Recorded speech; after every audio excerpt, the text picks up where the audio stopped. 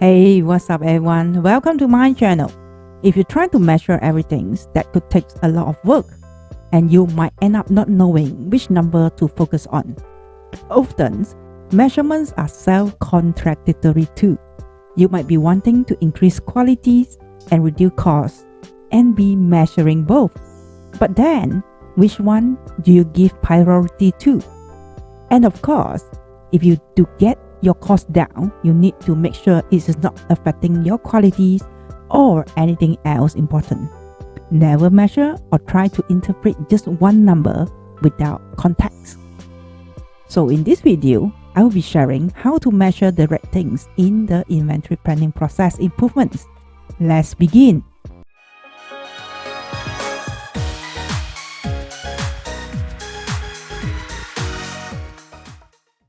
If your turnover has gone up, what about your profit?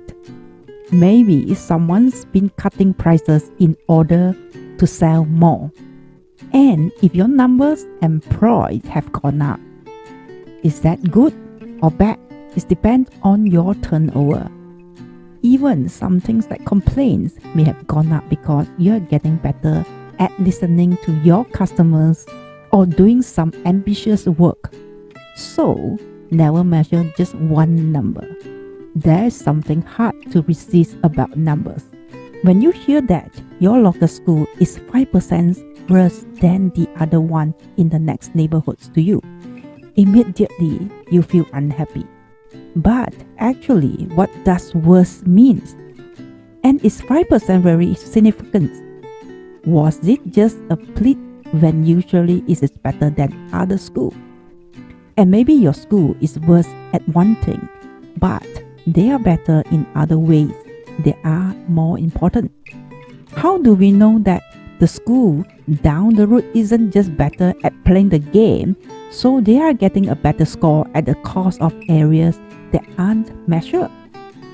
Another example was some of the country is trying to measure doctors, and they published a list table of score, but it was discredited and then discontinued because some quite important factor weren't in the scoring, and also the weighting of the factor was debatable, and it was hard to take into account the effect of living in richer and poorer areas, and most importantly, the doctors who were prepared to take on the most difficult patients were getting lower score despite being popularly better. So, should we give up and ignore measurements?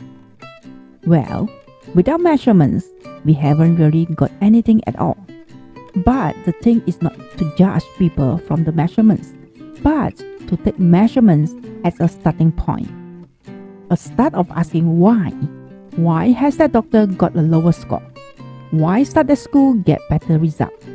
This is tell us what's really going on so that we can understand the causes of the score and then decide whether they really matter. And the best way to ask why is to first get a ratio. For example, infections per operations, days absence per people, accidents per passengers mile, errors per report, that kind of things. And then compare that ratio either with similar people or departments or companies or with yourself at the same time last year. Comparing ratios is the only way to interpret statistics like this. 20 infections means nothing. 20 infections per 100 operations is better, but still doesn't tell you enough. When you find that everyone else has only 10 infections per 100, now you're getting somewhere. So it has to be the ratios and then compare. That's all about my sharing in today's video. Don't forget to subscribe to my channels and turn on the notification bell so that you can notify when I upload a new video like this. And next video, I will be sharing how to measure process improvements. Once again, my name is Vivienne. Have a great day and I see you in my next video.